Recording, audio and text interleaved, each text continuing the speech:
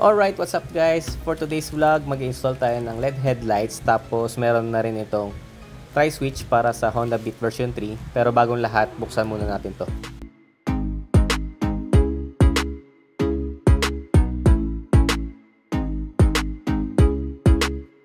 So ito, i-unwrap lang natin. Tingnan natin yung quality mga boss. Mukhang maganda naman yung pagkakagawa.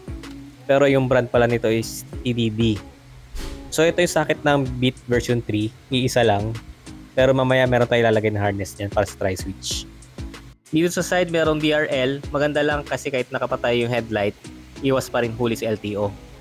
Pag tinitingnan ko siya mga boss, parang may MDL siya, tapos meron na rin siyang bi-LED. Kaya i-install na natin to. Alright, baklasan time na para mailagay na natin tong headlights na to. Unahin muna natin dito sa may manubela, tanggal side mirror, tapos tong mga cover. Tapos lahat ng to, tatanggalin natin. Yan yung mga screw na yan. Tatanggalin yan lahat.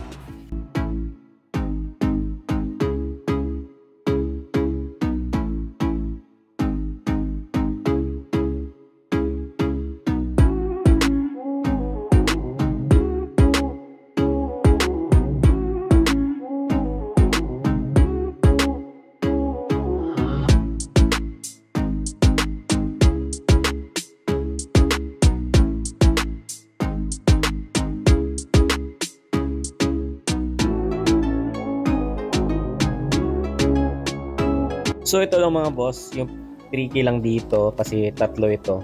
Ayan. Mahirap lang tanggalin tong sa ilalim. Gauge panel naman side to side. Ito, dito mo siya kukunin para mabaklas. Tapos tong cover ng manubela, ito nakaklip lang tong mga to eh. Diyan.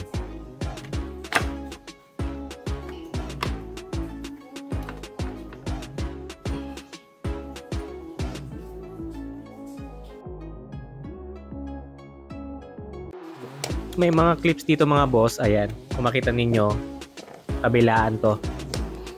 Ayan. Bali apat ito, meron pa dito sa baba.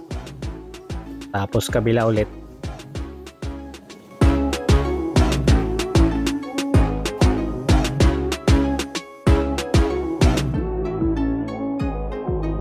Kapag natanggal na yung front fairing, ito naman yung i-unplug itong mga wire.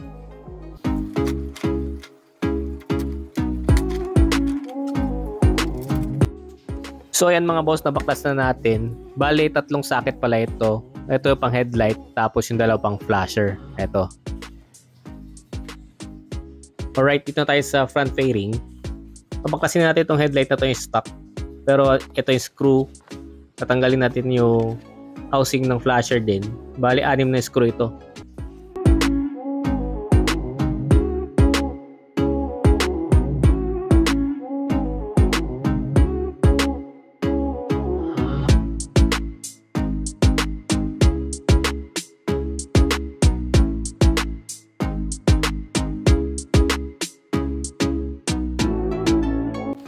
So ayun mga boss, natanggalan natin yung stock. Kaya ilalagay na natin tong TDB headlights na to para magamit na natin.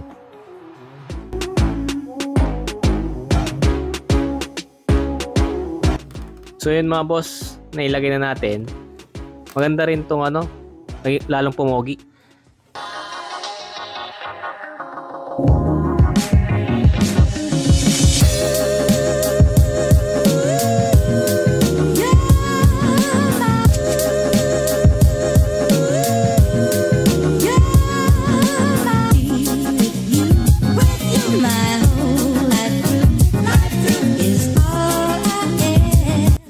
So para lang mga boss, meron pang dalawang paglagay ng dito, galit siya sa stock.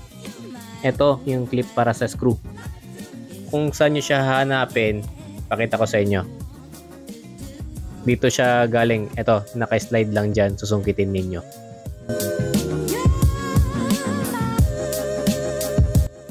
Alright, naikabit na natin siya mga boss. Dito pa lang pogi na, pero ikakabit pa natin siya dun sa motor mismo. Ang ganda lang tingnan eh. Ito yung harness, yung tri-switch. Yung sa V2 kasi, switch lang. Ito harness. Ikakabit natin dyan. Bago ikabit mga boss, tatanggalin muna natin itong stock switch. Tanggalin muna natin yung adapter niya mga boss.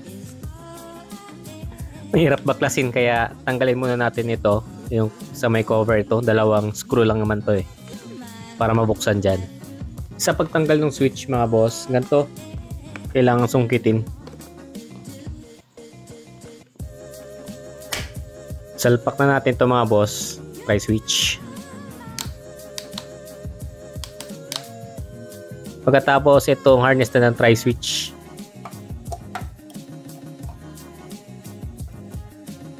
Tapos ito yung ikakabit sa try switch mismo. Ipapasok natin siya dyan.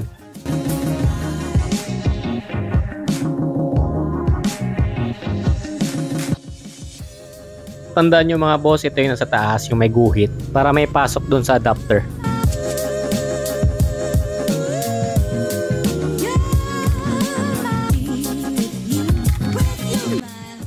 Alright, testing time mga boss. Ito, nailagay ko na yung socket ng headlight para makita rin natin kung gumagana yung try switch o hindi.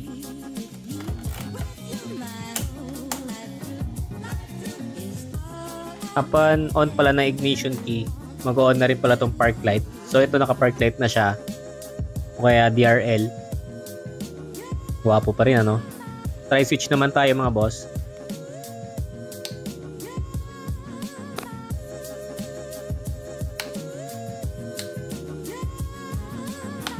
Ayun, working din tong try switch niya. Tapos ang liwanag. Alright, nilagyan ko rin pala ng electrical tape itong stock na adapter kasi hindi nagagamitin. Mas okay closed yan kasi baka may mabasa mag-short pa. Alright, last step na mga boss, ibabalik ko na lang yung bolts tsaka yung mga clips tsaka yung mga screw para matesting ko na siya dun sa labas.